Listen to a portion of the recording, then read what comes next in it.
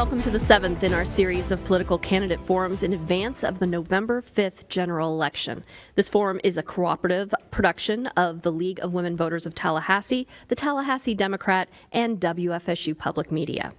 Our candidates today are running for Leon County Superintendent of Schools. I'm Suzanne Smith with WFSU Public Media, and I'm joined today by William Hatfield from the Tallahassee Democrat and Daniel Irwin from the League of Women Voters of Tallahassee. We'll be questioning the candidates on various topics of interest to the voting public. The candidates for the Leon County Superintendent of Schools, sitting left to right, are Joe Burgess and Rocky Hanna, who is the incumbent in this race. Reminder for those watching us on social media, please hit the share button and help all your friends see today's discussion live. For those at home, here is how the forums will work. We will rotate which candidate gets to answer first. We have a lot of questions, so we're going to ask the candidates to keep your answers to about 60 seconds, 45 seconds. We'll give you the time. Sometimes it may even be a little shorter for follow-ups. You will know when you've hit your time when you hear this. You don't have to come to a dead stop right then, but finish your sentence and we will move along. If you're watching live on Facebook and you have a question for the candidates, go ahead and type them in the comments and we'll get to as many of them as we can. Time is very limited, so you can improve your chances of your question being asked if you keep it brief and polite, make it applicable to both candidates. Any questions before we start? No, ma'am. No, ma'am. Okay, let's jump in with the first question. Oh, the first question is me. What is the biggest issue in this race, and why are you the best person to address it?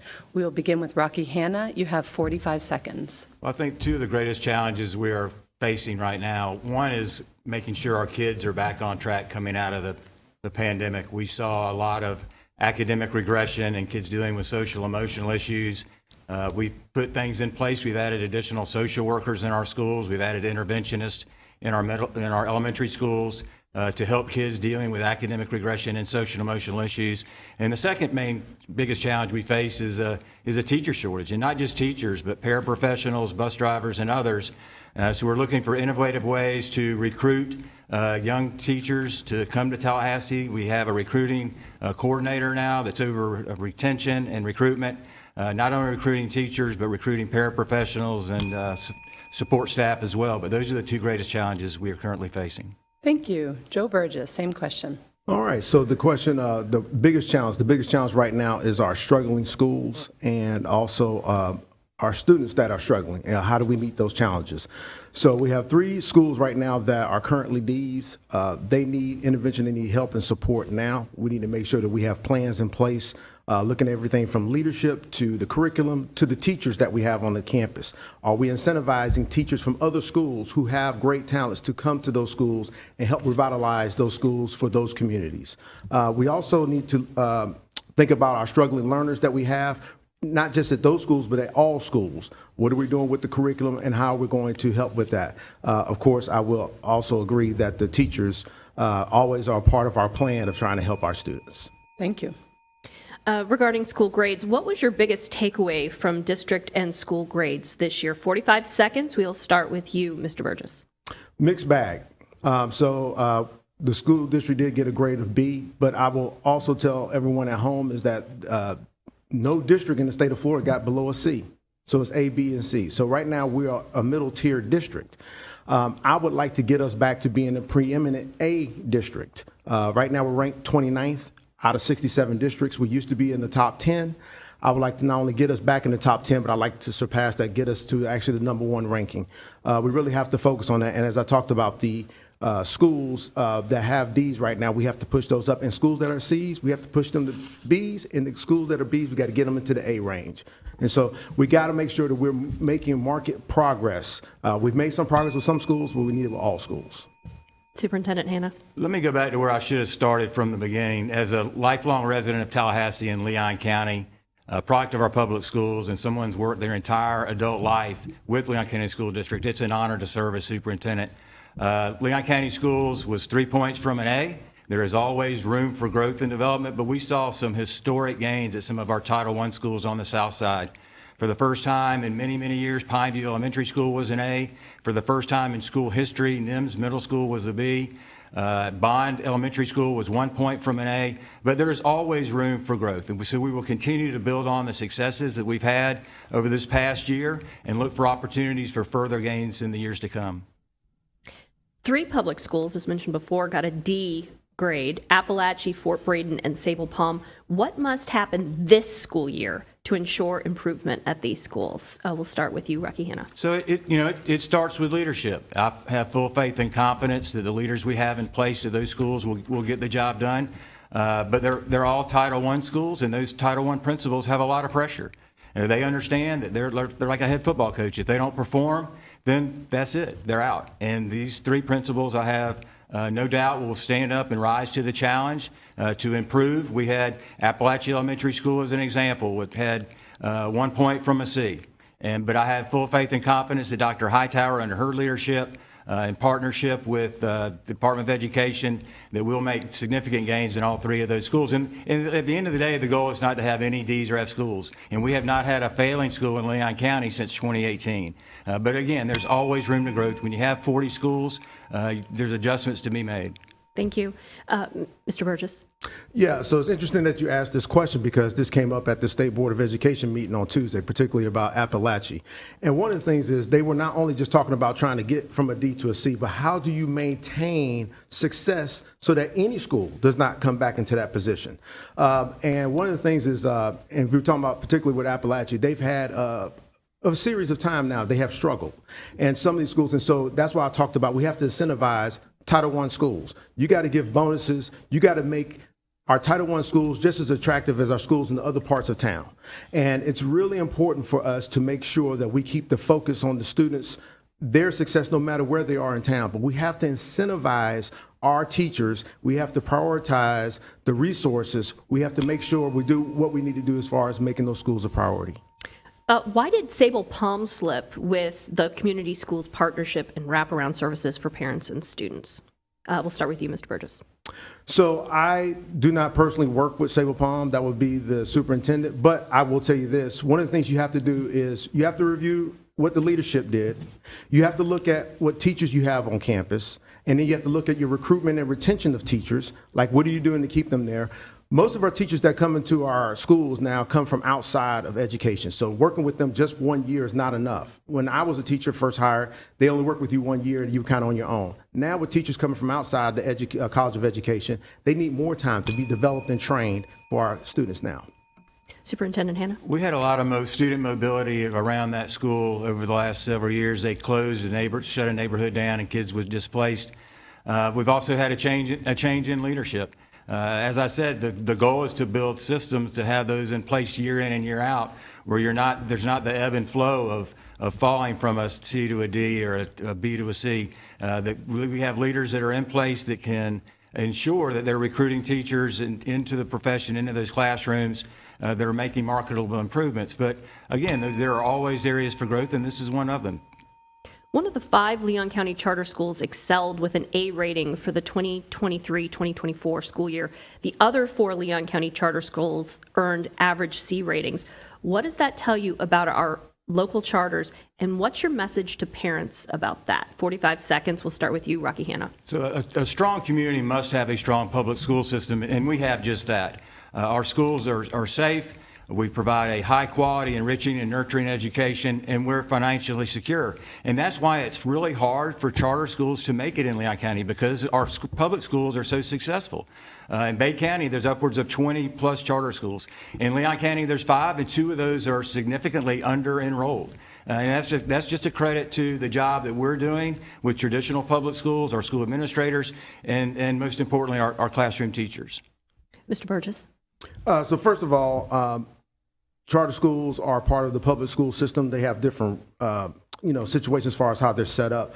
I'm going to always trust in the opinion of a parent as far as where they take their kids. But yes, I'm going to always believe in the power of the traditional public school. I am a public school child, and I had a chance to grow and learn in there. But we also need to make sure that with our charter schools, that when they are being developed or thought about, that they have the things in place that they're going to serve the community well. We also need to make sure that we're partnerships, because a lot of times these students come back and forth between charter schools and back into the public school. And we need to make sure that we're not losing our kids in between the cracks just because sometimes of personal feelings. I'm going to trust a parent's choice with their kids. All right, we're going to talk about school safety and emergencies. This year, Leon County Schools has been tested by floods, tornadoes, hurricanes, and a rash of school threats and weapons on campus. We're going to run through the district's response to some of those incidents. We'll start with May 10th tornadoes. They hit at a particularly perilous time in the early morning. How do you grade the response, and what was your takeaway from that? 45 seconds. Mr. Burgess, get us started. So as far as somebody who actually had to live through that, I will actually grade it about a C- D+, and that was because of the communication. We did know that there was a storm coming from 3 to 6 a.m. That was told to us by the National Weather Service. The storm, though, was told that it was going too slow. And if anybody knows, when a storm is slowing, that means it's going to come at a later time. When we were taking in students, I'm a high school principal, when we were taking in students starting at 6:30, we had to shelter in place. And so, and also we then had the situation of when we had to release from school, we actually put ourselves back out because I was on a different side of town where we went out. So we decided to close school altogether. We released during that time, and we actually put ourselves back out in the storm. All right, Superintendent Hanna, same question. So we've learned a lot since May the 10th. We have a much better job of communication now through our focus system. We're no longer using social media. We had a project in place, a rapid communication system, where now we can communicate in real time through text messages to parents in time of crisis if we need to adjust logistically. So we're night and day from where we are today, from where we were back on May the 10th. I'm really proud of those efforts. We'll continue to build on our communication to ensure that we're able to adjust as necessary, because we've seen whether it's tornadoes or hurricanes or floods or winter weather storms in North Florida, we see it all. And as superintendent, job one is school safety. It's the safety of our students and our employees, and we'll continue to learn and grow as far as our communication is concerned. So speaking of safety, it wasn't so long ago that you stood alongside the sheriff amid a barrage of non-credible school threats that were causing hundreds of students to skip class. What do you think sparked that, and what did you learn from that turbulent time for the future? 45 seconds, Superintendent. Well, over my 37-year career with our school district, unfortunately, we've witnessed a number of tragedies across the country, whether that's Paducah, Kansas, or Paducah, Kentucky, Columbine, Parkland, and most recently in Georgia. And inevitably, after one of these events occurs, you'll have students that feel like they want to be a copycat almost and put out false pranks and threats, and then we find ourselves reacting to that. We do have two systems where kids can report suspicious activity if they're worried about someone in danger of self-harm or harm to others. That's Fortify Florida and our local anonymous alert app. But we've also told students, this is not a joke. And if you're posting threats to schools, you will be dealt with and dealt with severely. And that's why I was proud that the sheriff stood beside me. Our message is to report, not repost. Thank you. Principal Burgess, same question. Okay. So first of all, when it comes to these non-credible threats, they are a reality. The superintendent just mentioned Fortify Florida and our anonymous alerts. They do get real tips, and we get false tips. But we also know, we tell them the statute, a false tip will get you the potential of getting a felony. Fortify Florida comes from the state of Florida. Anonymous alerts is our Leon County system, but it actually comes from Childs High School. We started that system in 2016. It was something that I suggested to the superintendent. To his credit, he did take it and use it across the district. As far as talking to our parents and our families, parents are going to do what they think is best. If they think a school is dangerous, they're going to keep their kids at home. What we have to do is our tact and tone. When we're talking to our parents about dangerous situations, we can't chide them. What we got to do is say, we're going to work with you to make sure that your kids are safe. Thank you. A month into the school year, the district tallied 5 arrests for weapons on campus. 2 included loaded guns. 1 was in the backpack of a middle schooler with individual baggies of cocaine. That pace seems to have slowed down.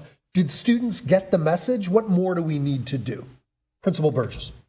Well, As far as we're talking about young people, you have to continue to deliver the message. So just because I gave a message today doesn't mean they remember it tomorrow. So you have to continue talking to them. As far as definitely it has slowed down because you guys haven't reported anything. So definitely has slowed down. But let's talk about, we need to make sure that we're hardening our measures as far as entering campus. I do say this term, you have to go through an inconvenience to get to a convenience, just like when you're at the airport. There's an inconvenience that gets you to a convenience. And so we do have to put in metal detectors. We need that kind of level of safety to ensure to our parents and to the students who attend school every day that they're safe on our schools and our campuses. Thank you. Superintendent Hanna. Yeah, I'm extremely proud of our school safety program. We serve as a model to other districts across the state of Florida, and we've implemented a lot of practices and protocols. One of the first things we did 8 years ago was insert 50 security monitors into our schools. We have a second deputy sheriff at all of our high schools. We have a weapons detection dog. We have a really vibrant and robust school safety program. We tell our kids the biggest asset we have is them. Then inevitably, when something happens, before it happens, someone knew something. And it's incumbent upon all of us, especially our students, if they hear something, if they see something, to say something. And that's led us to discover these weapons that were brought onto our campuses. Students are speaking out because heaven forbid that something happened, someone knew and they didn't say anything. They would never forgive themselves. Thank you. Principal Burgess, you mentioned metal detectors. I know the district went to Broward County to get a firsthand look at how permanent metal detectors could work on a daily basis. Is that something parents should expect to be coming to Leon County schools in the year to come? Superintendent Hanna. Well, we did visit several districts in South Florida to see how that would work, especially in our large high schools. In our elementary schools and our middle schools, we're great. The large high schools, however, live and breathe. As Principal Burgess knows, they never close. And they open at morning at 7 or 6 a.m., and they don't shut down until late at night. So it's a little, logistically, a little more problematic to see how exactly that would work with 2,000 kids rushing to school and all going through metal detectors. We would also then have to close campuses at lunch, but we're investigating any and all options moving forward. Principal Burgess, what do you think? Do we need metal detectors, permanent metal detectors on campus? Yes, and it's very important. I just said you have to go through an inconvenience to get to convenience. Just like people here that love going to games at FSU and FAMU, you go through a screening to get inside, to get to the convenience of being inside. So just like for our students, I know a parent may be sitting home and saying, well, it's not my kid. Well, we don't know if it's any kid. We don't know, but we do need to know that we need to screen our children to make sure that they are safe. It's just, it's a requirement. It is a logistics issue, but you must work with your safety, security, and your principals to get that right. Thank you. Moving on to the topic of discipline. For the 2022-23 school year, Leon County Schools reported 230 incidents of drugs on campus. Most of those incidents involved marijuana or hashish. If Amendment 3 is approved by voters in November, how might legalization of the adult recreational use of marijuana impact K through 12 students? Joe Burgess, we'll begin with you, 45 seconds. Can you repeat that one more time? I'm sorry. Sure. If Amendment 3 is approved by voters in November, how might the legalization of the adult recreational use of marijuana impact K through 12 students? Potentially it could be more, but being honest, any kind of legal or illegal drugs can always be of influence or potential use by students. So we, when dealing with our students, we don't take the view of nobody will do it and everybody's doing it. What we do is we continually talk to our students about what is best for them, what is best for their bodies. What do they need to be doing? They need to be getting their schoolwork together so that they can have potentials in front of them as far as life. But, as far as how much, I don't know, I'll have to talk to researchers, but anytime something's done, we have to be proactive and make sure that we're talking to our students and making sure we're using social media, talking to them in the mediums that they use to make sure they make the right decisions. Thank you. Whether the voters decide to legalize marijuana or not, it has zero place on our campuses. And just like alcohol, we've treated it exactly the same. And it's having conversations with young people about healthy habits and the dangers that drugs and alcohol can cause. That's part of the educational process. But we will continue to have zero tolerance for students that bring alcohol on campus or to bring other drugs on campus, whether they're legal or not. Thank you. Are you voting for the amendment as a community leader? Are you voting for the marijuana amendment?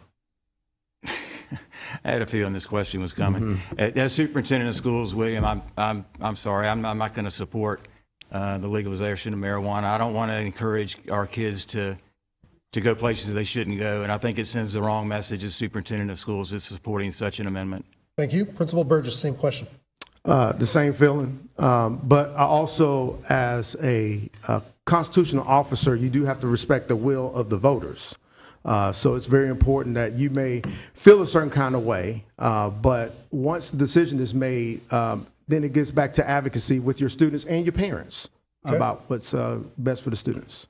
All right, we talked about school discipline. Let's talk about administrator discipline. Superintendent Hanna, in early 2023, you were investigated by the Department of Education for politically charged statements and infusing your personal views into the administration of the school district. Without admitting guilt, you reached a settlement with the state for a letter of reprimand, a $1,000 fine, and a 2-year probation. In hindsight, do you wish you had done anything differently?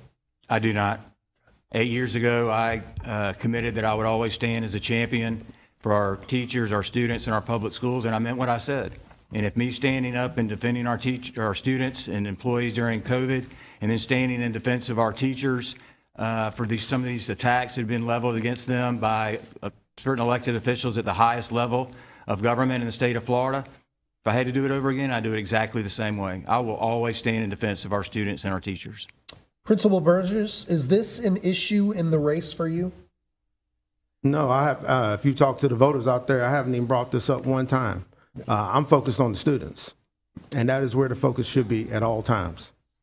Principal Burgess, late last year, you were put on a 2-week suspension without, after multiple courts upheld the school district investigation that you misused AP funds, and according to a district investigation, falsified district records by approving, signing, and submitting payroll documents he knew or should have known were inaccurate. In hindsight, do you wish you had done anything different? No, sir. And actually, if you repeat that, first of all, the AP dollars, that was not found that I misused AP dollars. They actually found that the district misused AP dollars. Please research it inside of the court records. The district is responsible for giving 80% of AP funds back to the schools. Currently, they only give 63% back. So that fact right there. What they were talking about was I was paying teachers for additional work outside of their classroom duties, which is a tradition we've all done, including the superintendent when he was at Leon High School. So yes, I stand by what I've done, and I accept whatever punishment comes with that. Rocky Hanna, is this an issue in the race for you? It's not an issue, but let's be clear. An independent investigator, a DOA judge, the Leon County School Board, and the First District Court of Appeal found that Principal Burgess falsified timesheets, mismanagement of district funds. He was suspended for 2 weeks. I understand it. I want to pay people more too, but falsifying timesheets is not the way to do it. Principal Burgess, you got 15 seconds to respond, and then we're going to move on. So, matter of fact, he said that I tell the truth and I was an ethical person. I did not falsify any timesheets. What he said was I should have known with the operations of 2,000 students and 130 members what everybody had, if everybody had signed their timesheets. And I stand by the work that I've done and continue to do for the district. Thank you. Okay, the next topic is declining enrollment. Declining enrollment is a reality in many public schools, including Leon County schools. That prompted a school board member to call for a dialogue on the possibility of closing schools, which has happened in other school districts in Florida. What's the cause of the decline, and does Leon County School District need to discuss closing schools? And when will it need to have such a discussion? 1 minute, we will start with you, Mr. Burgess. All right. So first of all, that is a discussion that should be talked about all the time. Doesn't mean you have to do it, but you should always talk about it. As far as declining enrollment, 2 things: student experience and safety. And parents will take their kids where they think they are safe and where they think they are learning. Now, I, like the superintendent, will stand up here. We're both going to say we're going to champion public schools. Okay. But if you got people leaving, that means you need to provide a better experience. You need to talk to the community. You have to respect those parents and those kids. There's a reason that they left. They didn't just get up and just say, I'm leaving because of no reason. There's a reason that they left. When it comes to safety, we are talking about the hardening of campuses, but we need to talk about the fights and the issues in the hallways. We actually need more boots on the ground. Teachers can only be in the classroom. They can't be out in the hallways trying to break up fights and things like that. We need more people out there to make our campuses safer, and that is just something that we have to get in order if we want to increase our enrollment and actually remind people that Leon County Schools is the best option for you. Thank you, Principal Burgess. Superintendent Hanna? Well, for the first time in history, public tax dollars are going to support private schools and homeschool programs. And it's incumbent upon us to do a better job of marketing and to telling our story. And it's a great story to tell. So we've hired a director of marketing. We've totally revamped our communication systems. And it would be irresponsible of us if we didn't market ourselves. And whether that's at the district, as the brand of the district, or at each individual school. We have now seen, most recently, a lot of kids are coming back. Most of our Title I schools have increased enrollment this fall as compared to last year. So there's a lot to be encouraged about. Rickards High School as an example. We made significant capital improvements to that school. Enrollment was around 1,100. This year, they're over 1,700. So we are seeing a lot of the kids that may have left for something different. The different isn't always better, it's just different. And so now they're returning to us. I'm going to ask another follow-up that also leads into rebranding. Rocky Hanna, 6 months after the school district's branding and logo campaign, what dividends have you seen? And in hindsight, was it worth the $100,000? Yeah, when you have over a $650 million budget, $100,000 sounds like a lot of money, and it is a lot of money. But every student is worth over $8,000. We receive between $8,500 and $9,000 for every student that we lose. So 12 students would pay for the campaign itself, and it was much more than just a logo. It was doing market research, talking to parents about why are you with us, or parents, why aren't you with us, and then using that information to develop strategies to recruit people to come back. And I think now this fall we are seeing the fruits of those efforts, and we'll continue to build on those successes. Rocky Hanna, we're going to... Let me get Principal Burgess. In hindsight, was it worth the $100,000? No, ma'am. First of all, $100,000 is basically 2 teachers. So keep that in mind. Secondly, when it comes to the logo is actually more than $100,000. It's actually over $1 million, because when you are rebranding, you have to put new logos on the buildings. You have to put new logos on the vehicles, all your stationery. There's all these different costs that go with, with this rebrand. And we also didn't even talk to our public. One of the things is, I, as a sitting high school principal, the amount of time I've been in this district, I didn't even know this process was taking place. It was basically just given to us. Okay. Superintendent Hanna, you want 15 seconds to respond to that? I'm not sure exactly where that $1 million figure came from, but again, we're going to do a better job of marketing ourselves, and we're seeing the fruits of that labor come back now as kids return to our traditional public schools, and it's for good reason, because we offer a high quality education and a nurturing, enriching environment. Thank you. Okay, so we will stay with you, Rocky Hanna, for this next question. More than 60% of black students in Leon County's 38 traditional public schools attended Title I schools. Title I schools have high numbers of economically disadvantaged students. Almost half of black students in Leon County schools were in intensely segregated schools, which have at least 90% non-white students. What can be done so our public schools better reflect the racial and economic makeup of our community? 45 seconds. I was principal at Leon High School for a number of years, and the thing that I valued the most was the diversity that was at that school. The northern boundary was Ox Bottom Road, the southern boundary was Orange Avenue. Just think of all the neighborhoods that encompassed, and it was a beautiful thing to see.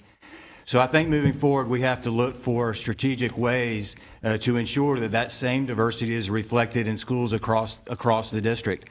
School choice, I think, has added to that problem, but we need to have conversations with our community members and community stakeholders, as well as with the Leon County School Board, of how we can ensure that we have that diversity, the diversity that represents Leon County in schools across the district. And it's a priority for me, and I know it is for the Leon County School Board as well.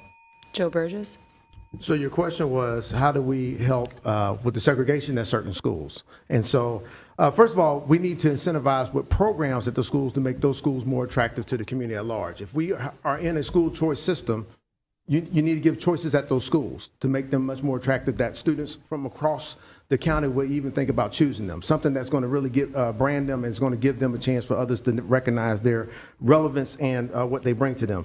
But also we need to have conversations with our city and county commission partners about housing development, where we're putting our homes, because housing development is a huge issue. And so we really need to think outside the box as far as what we can provide to make those schools much more attractive to everyone, and make sure that also people in the neighborhood aren't just leaving those schools as well. Joe Burgess will stay with you for this follow-up. Leon County Schools recently reported that more than 1,000 students were identified as homeless.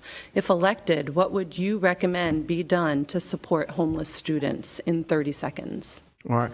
So first of all, we need to talk to our leaders and our teachers about how do we work with those students, about how to help them be brought into school, but not only that, but how we can help them thrive. Homeless a lot of times also means being very transient. You're in different situations all the time. But we need to we used to have something called student case specialists. We need to make sure that we're working with the families. And this goes back to working with our city and county commissions. Many times those same families are the same families, and we need to work with them on strategies. Thank you. Rocky Hanna. It is working with other governmental agencies to talk about this problem. It's not just unique to our school district. The struggle is real and the pain is real for a lot of these people.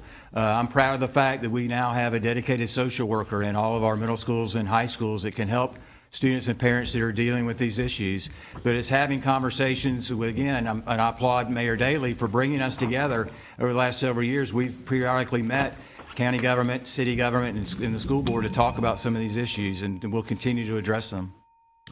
Let's talk briefly about party politics. From our vantage point, this is a partisan race that has been remarkably devoid of party politics and party rancor that we have seen in other races. Are we accurate on that? And if so, how did you do it in this hyper-partisan world? Rocky Hanna, starting with you, 45 seconds. Well, for many years, I've said there's no place for politics in our public schools, and I meant that. Unfortunately, coming out of COVID, our public schools have been thrust into the political arena. But as far as I'm concerned, we're both former history teachers. I was a former American government teacher. It was my job to educate our students on the different parties and the platforms, not to try to encourage them one way or the other. And so this time I am running as a Democrat. I've been a registered Democrat my entire life. The Democratic Party has been in support of our traditional public schools, and I'm proud of the fact that I'm a Democrat. But at the end of the day, there's no place for politics in our schools other than to educate children on our form of government. Principal Burgess, same question. Yeah, so as a lifelong independent, non-party affiliated, I'm actually someone who I read the George Washington's second inaugural address and his farewell address, where he talked about party factions. Back then with the British system, it can ruin a country. And so I champion that people can be in any party that they want to. It's just that you got to make sure you're serving the people. So as a school person, when I'm talking to my staff, I remind them that they have to be neutral. They have to always remain neutral and just teach. Just do those things. Do not bring your personal politics inside the classroom or inside the school. Thank you. Joe Burgess, we're going to stay with you for this next question. Beginning with the 2026-27 school year, Florida law requires school districts start middle school classes at 8 a.m. and high school classes must not start before 8:30 a.m. What challenges and opportunities does this law present for Leon County schools? 45 seconds. Okay. So this is something that I have talked about during the campaign, the school start times. It is something that we have to address. The biggest challenge is the way of work, especially with, if your high schools are starting later, a lot of times your high school students for certain families are part of child care for the younger students, for the younger siblings. You also have issues about when kids go to work. Most of our kids get out of school at 1:50, so by 2:30 they're already working. So if you start school later, they also are starting work later. Right. So there's things about when your practice was, when your extracurricular activities are. But we also need to work with our bus system, with our with our early child care centers. So there's a lot of logistics that aren't just inside the school system that we have to help solve before we make our decisions about that. Rocky Hanna? And I agree with Principal Burgess. It would cause significant challenges for us. We have met with our lobbyists this year and talking to our local delegation to repeal this law before it is enacted in 2026. The only way for us to accomplish this would be to basically flip-flop elementary and high school start times, which then is putting 6 and 7, 8-year-olds out on the street in dark, and that's a very dangerous situation. And so we are hopeful that the legislature will see through this. Districts across the state of Florida have raised this as an issue of concern, and we'll continue to push back. But if it does stay in place over the next 2 years and we're forced to enact it, the only way for us to accomplish that I can see right now is to flip-flop elementary and high school, and we do not want to do that. Shifting now to teacher pay, Rocky Hanna, to pay teachers more, some districts have opted to raise property tax rates to support salaries. Should Leon County Schools consider the same? 45 seconds. I'm really proud of what we've accomplished over the last 8 years in the area of teacher salaries. You know, the governor's initiative to bring us to 47.5, which we've accomplished. So over the last 5 years, the state of Florida has given Leon County Schools $12 million towards beginning teacher salary increases. On top of that, we've layered another $14 million. Teachers today, beginners and veterans alike, like my wife Christy, are making at least $1,000 more per month than they were making 5 years ago. The work is not done. We've had conversations before about an increase to the millage rate. I am not considering that because that's a temporary Band-Aid right now. It's good for 4 years, and after 4 years, if the voters do away with it, then you're in bad shape financially. And so we have to be very careful before we go to the voters with that referendum. Joe Burgess, same question. Yeah, so I do believe that we can pay the teachers more without doing a tax increase. First of all, we need to reorder our budget, reprioritize it. We've given bonuses, we've given more pay to executives, including principals, but we need to give that priority to our teachers. Every dollar that we can give to them is an immediate impact towards our students. So if we're prioritizing our students, we pay our teachers more, because when they leave and they walk out, having a sub inside of a classroom is unacceptable to a parent and a family. And so that is where I would prioritize. Well, sticking with the topic of teachers, Joe Burgess, are teachers supported in terms of professional development? What, if any, changes would you make? 30-second follow-up. Yeah, so right now, as far as them getting professional development, right now we have no professional development dollars. Right now it's tied up in staff. And so in order, as you want to become better, you have to go out and train. That goes with teachers, and that goes with leaders. That goes with support staff. You can't assume that you have all the knowledge when you walk in the door. It's evolving. Kids change. Curriculum changes. And so you have to continue to make sure that you are putting your best foot forward. There's things we can learn here within the district, or there's things we can learn outside of our district. Rocky Hanna. Yes, ma'am. So I disagree with Principal Burgess on this issue. We have a very robust professional development department. We just do it all locally. So we have people internally, instead of sending people to Atlanta and to Vegas and Orlando and paying for hotels and travel. We hire people internally that can do PD within our own school district. So I'm really proud of the job we've done with professional development as we get feedback from our teachers about what they need, and not just teachers, our paraprofessionals in professional development as well. We have a very robust department, and we'll continue to build on that. Thank you.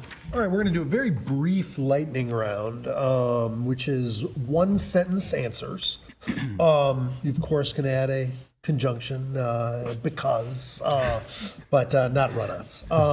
However, I'm going to break the rules immediately and give you 30 seconds on this first one. You are both Leon County School District leaders. What is one thing you admire about your opponent? 30 seconds, Rocky Hanna. I admire his relationship with students. Joe's we're a lot alike. We're there, we show up, especially for our kids, and that means a lot. The greatest years of my career was that of being a high school principal. I'm not sure exactly why he wants this job, but being a high school principal was without a doubt the best job ever. Working with that age group of 14 to 18-year-olds, it was just a dream come true. But in many ways, we're a lot alike, and especially it's that relationship with our students. Thank you. Principal Burgess, same question. Yeah, I admire his love of here locally. Like, we actually coached together many years ago, so I know he talked to me about growing up here and all the great traditions and things that are here. So I do admire the way that he cares about the traditions and things that have brought us all together to be a part of Leon County and Tallahassee. Thank you. All right, this one's tough. As superintendent, what do you see as your single most important constituency? Students, parents, or faculty? You can only pick one. Principal Burgess. Oh, students. Okay. Students. Not tough at all. Never mind. All right. Happy bicentennial. Tell us one person in Leon County history you admire and why. Rocky Hanna. Wow. Bob Graham. I grew up with the Graham family. He was an amazing leader. I admired him as the governor and the way he served and the way he was willing to get in and work with people and not only talk the talk, but walk the walk. Thank you. Principal Burgess. So I'm just going to take my time here where I've been here in Tallahassee, but if I was going to choose one individual, it would be actually Reverend R.B. Holmes. He is somebody who works across the aisle with all kinds and working on issues. And sometimes he's with the crowd and sometimes he's going against the crowd. And so I do admire that. And he's somebody I look to. Thank you. Yes. Are you satisfied with the streaming of school board meetings, or should it be streamed in a different way? Principal Burgess. No, it's got to be better. Listen, as far as mediums, we should get out our board meetings, anything about our schools in as many mediums as we can. Okay. Sorry. Yes. Superintendent Hanna. I am satisfied. You can go to our website and click on the live stream at any time. My 83-year-old mother doesn't have a problem getting in, so I don't think anybody else would as well. All right. We're tired. We've been asking all the questions. What's one question you'd like to ask your opponent, and your opponent will have 45 seconds to answer? Superintendent Hanna, get us started. I don't have a question for Mr. Burgess. I know Mr. Burgess. We've worked together for 2.5 decades now. I just want to thank him for the way he's handled this race. We unfortunately see a lot of contention in a lot of other races at the state level, national level, and locally. That's not us. He's a good man and a wonderful leader, and I just want to thank him for the way he's handled this race. Thank you. Mr. Burgess, your turn. Yeah, so just a point of clarification, just for our young leaders. I know back in, and I do agree, our race has been pretty, hopefully we've kept it not with a lot of contention, but what would you advise for our young leaders? I know like back in 2010, you and I were both principals. You were at Leon and I was at Swift Creek. And there was this huge issue, and I don't know if you guys remember this, but it was in 2010, and Barack Obama was giving his speech the first time, and at your school, they didn't see it, and at Swift Creek with me, they did. Like, if those kind of issues come up, what would be your advice to the young principals or even some of the veteran principals who haven't been through some issue like that, as far as how do they handle that with their community? So what he's talking about is during Barack Obama's inauguration that a lot of schools showed that live. We had technology issues at Leon's. The speech. You remember when he gave his speech to the schools? That was 2010. That was 2 years after he got elected. Well, I turned 60 this year, so me thinking back 13 years, I'm like, yeah. No, but I was a huge Barack Obama fan. I'm again a registered Democrat. I've been a Democrat my entire life. I think it's important that we do the best we can to show as much in real time as we possibly could. I think, if I remember correctly, the technology at Leon wasn't suffice, and we ended up having to tape the speech and then show it to our students. But again, it's hard for me to remember exactly what happened 13 years ago. Yeah, just curious. All right, thank you. Yeah. We got both questions? Yep. Okay. So we briefly mentioned tech in the classroom. Studies have concluded that students' use of smartphones in classrooms decreases comprehension and increases anxiety. School board policy prohibits the use of wireless communication devices in the classroom for non-education related communications. Some parents and teachers complain that this policy is not consistently enforced. How do you respond, and is it time for Leon schools to go harder or pursue an outright ban? 45 seconds. We'll start with you, Rocky Hanna. You're looking back and forth at it. So recently I've gone around and visited. I still have to go to Childs, all of our high schools to talk about school safety measures and school safety protocols. And the issue of cell phones came up. Of course, the kids were adamant that, oh, no, we need these phones, or how are parents going to communicate with us? We do have a policy in place. They're not allowed in instructional time. In middle schools, they're not allowed at all during the school day. In high schools right now, they can use them in between classes and at lunch. We will continue to talk to parents, our district advisory council, and students to get more information as far as that policy being strengthened. But the rules are rules, and it's like any other rule. It could be dress code. Some teachers are enforce it a little more diligently than others. But if we have a rule, then we need to follow it. Joe Burgess. Yeah, so cell phones is a tough one, right? Because so people forget, after Columbine, if you remember, that was 1999, students a lot of times then they were prohibited from having cell phones. And parents then at that point said, we want our kids to be able to communicate with us, right? And so now we've had time to look at things and say, okay, now those communications are now interrupting class. So it's all about trying to find the right balance. And I think part of this approach is we need to look at some of the other districts across the United States, not just Florida, but across the United States, how they're handling it, and find the right tone and tact as far as what our measures need to be. But those phones are definitely distracting to instruction. As a follow-up, what place does artificial intelligence have in the classroom? Principal Burgess, we'll start with you. Well, first of all, being honest, we don't know enough about artificial intelligence. I do know it definitely leads to cheating, right? And as far as, do we know somebody really has learned something? That becomes the difficulty. And actually, if you talk to your college professors, they're dealing with that in an even greater scale. And so we have to be strong as far as making sure that we know our kids are reading and writing with their own abilities. AI can assist, but it should not be the main thing as far as instruction and learning. Rocky Hanna. And we'll continue to address, as technology advances, then we have to adjust and adapt over time. I mean, it's here. There's no pushing back, and it's just a matter of how we deal with it as a public school system. But it's a challenge that's to be faced all over the world. Rocky Hanna will stay with you for this very important topic on mental health.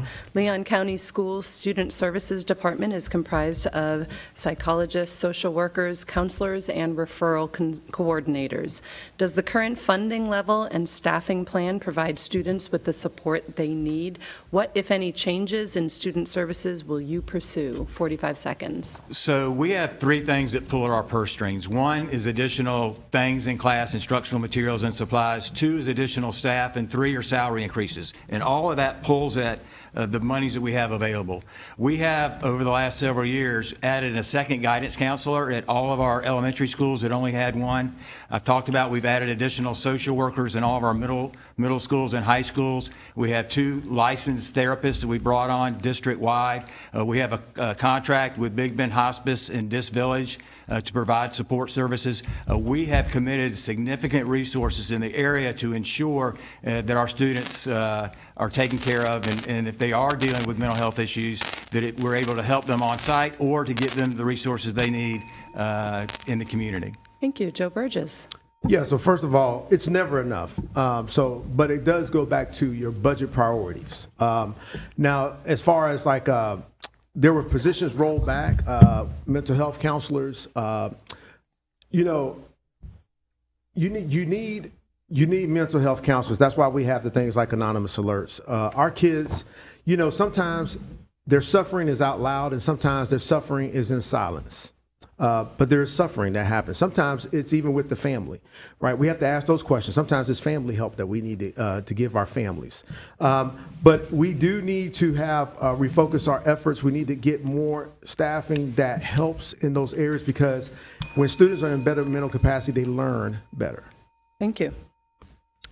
According to Penn, America and American Library Association, Florida leads all their states in the nation, both in the number of books challenged for removal and in the number of books removed from public classrooms and libraries. How has Leon avoided public book challenges that have engulfed other districts, and how many books have been removed from libraries during internal reviews? You have 30 seconds for this. We'll start with Rocky Hanna. So we have over 400,000 selections in our public school libraries, and that's not even counting all of the classroom libraries that our teachers have. So there's a lot of books, and from time to time we may have books that have been donated that were inappropriate, and if we come across those, we immediately get them off the shelves. And what I've asked Moms for Liberty and other groups to do, if you have books and titles that you think are inappropriate, bring them to us, and we'll do the research instead of going through this big political show. I'm proud of the work we've done, and if we have books on our shelves that don't belong there, we'll take action. Principal Burgess. Yeah, so first of all, people can always agree to disagree, but we have a process in place. And part of that is making sure that we work with our community about what they can do, and then also working with our school leaders and our teachers about what our role is. And so when people challenge, there is a process that they do. We don't make anyone feel good, bad, or indifferent. We just tell them what the rules are, and we let our process take place. And so I remember when we first put the policy in place, there was more challenges, but over time, those things have decreased. Childs High School found itself in the viral glare when national publications began reporting that Governor DeSantis's memoir was on a summer reading list. What did you learn from that? 30 seconds. We'll start with you, Principal Burgess. Yeah, that the world is partisan. I mean, honestly. So if you look on there, we also had a book about Justice Sotomayor, right? So my teachers, they want to give the kids books of leaders that they would look up to. And I promise you, every student that I have is not going to look up to the governor. Every student's not going to look up to Justice Sotomayor. But they should have the option. And if you actually look at what we had on there, it actually says you could look at any book. So those were suggested books. But I think we found out about our community. Superintendent. So we give a lot of autonomy to our high school principals. It's one thing that I appreciated during my time as a high school principal. He's the leader of his team. He is the head coach. And to his credit, he stood up. He's explained the reasoning and the logic behind it, and I respect him for that. All right, let's go back to COVID times. Not that I want to, but with the benefit of time and distance, what's your biggest takeaway from the volatile pandemic period? And what do you wish you had done differently in hindsight as we've learned more? Superintendent Hanna, 45 seconds. Well, I said from the very beginning, I thought it was a mistake to close our schools down, to shut them down. I was hoping that we could kind of firefight it, school by school, class by class, without shutting the whole system down. I said that from the very beginning. The disappointment is in the adults, and we took a piece of cloth and made it a monster, and that was extremely disappointing. But we didn't know what we didn't know, and we were just trying our very best to keep people safe and alive. And whether that was our students or that was our teachers and employees. And I'm very proud of the job that we did. I am. We have never faced this in our history, in our lifetime, and hopefully never will again. There were a lot of lessons learned, but I'm proud of what our teachers did. Principal Burgess, same question. No, I mean, thankfully we got through it, but yeah, there were things to learn from it. Number one, we need more dialogue. So when it was going on, I'll be honest, as a school district principal, I had not looked at any more board meetings than during that time. But there were times when decisions were made and we actually found out from the parents. One thing that I would have done, what I would have had our district do differently is, instead of stay at home for education, I would have given them laptops. If those bulky desktops made it difficult for those kids to learn at home. They needed laptops. For whatever reason that they decided to stay at home, we should have made sure we were supporting them to help them in a return to school. All right. Figures show high school graduation rates have declined since the pandemic. What will you do to improve graduation rates for Leon County's traditional public schools? 45 seconds. Principal Burgess. Okay. So first of all, this goes back to making sure we have more teachers and we put more programs back in school. We also need navigators to help our kids in school. But something that we don't talk about enough in our schools is articulation. The transition from elementary to middle school and middle school to high school. Now, you said I brought up elementary school and I'm talking about graduation. If you don't have those smooth transitions in place, if we don't have curriculum that's set up to make sure the kids can move from elementary, middle to high school, we're not working on their success and leaving in that 4 years of time, because it's very hard for you to be a 19, 20-year-old side of a high school. But we really need to get back focused on what's going to help these kids transition and move into the adulthood. Superintendent Hanna. Prior to the pandemic, our graduation rate was over 94%, ranked number 5 in the state. Our African-American graduation rate was over 91%. The pandemic took its toll, especially on the African-American community. Statewide, during the pandemic, 55% of students were in school and 45% were in home. Leon County was just the opposite. Only 45% of our students were in school and 55% were at home.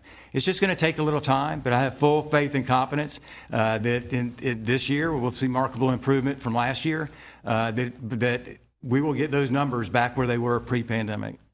All right, y'all did it. This is your opportunity to deliver closing arguments and speak directly to the voters. We are going to start with you, Principal Burgess. You have 1 minute. Okay. So first of all, thank you to everyone out there who's had the opportunity to watch. Thank you all for giving us an opportunity. We appreciate it. So I'm Joe Burgess, son of Joe and Liz Burgess. Grew up a military brat. I made Tallahassee home. I came to Florida State in 1994, and I've stayed ever since. I'm a former classroom teacher, actually Teacher of the Year. I've been an assistant principal, and I've been a principal at all 3 levels: the elementary principal, high school, middle school principal, and a high school principal. I don't take this moving on trying to become superintendent lightly. It took a lot of thought, a lot of prayer, but I do know I have the ability to lead this district and get us back to the preeminent place in the top 10. If you give me that chance, I will serve you proudly. Thank you. Superintendent Hanna, close us out. I'll go back to where I started. As a lifelong resident in this community, a product of our public schools, it's an honor to serve as superintendent. I love Tallahassee. I love Leon County. I made some promises 8 years ago. And I'm very proud of the job that we have done. We have pushed more resources than ever down into our schools. Our schools are safer than they've ever been before. We've given historic raises to our teachers and support staff. We've done some amazing capital improvement projects without incurring any new debt. We've actually reduced capital debt by $170 million and have Leon County schools on track to be 100% debt-free by 2028. In addition, we tripled the number of career technical programs we have in our high schools. And we've also created a Littles to Leaders program, partnering with the Early Learning Coalition and private providers to address kindergarten readiness numbers. I'm very proud of the work we have done, but the job is not yet finished. With another 4 years in office, we can continue to build on our successes and ensure that Leon County schools will be vibrant in the years to come. Thank you. Thank you to our candidates and to our audiences for joining the League of Women Voters of Tallahassee, WFSU, and the Tallahassee Democrat for this program. You can find a replay of this forum on our YouTube pages, tallahassee.com and WFSU.org. The recorded broadcast will be aired Monday, October 28th at 11 a.m. Eastern on WFSU 88.9 FM, so tell your friends. And remember, early voting for the general election begins October 21 and ends November 3rd. Election Day takes place on November 5th. And you can look for our special online ultimate guide to the Tallahassee elections at tallahassee.com starting on Monday with this race and all the races. Again, that's available on tallahassee.com. I want to thank the amazing crew here at WFSU for making this seamless and keeping us on time. Thank you all in the audience land for watching. Have a great day and vote wisely.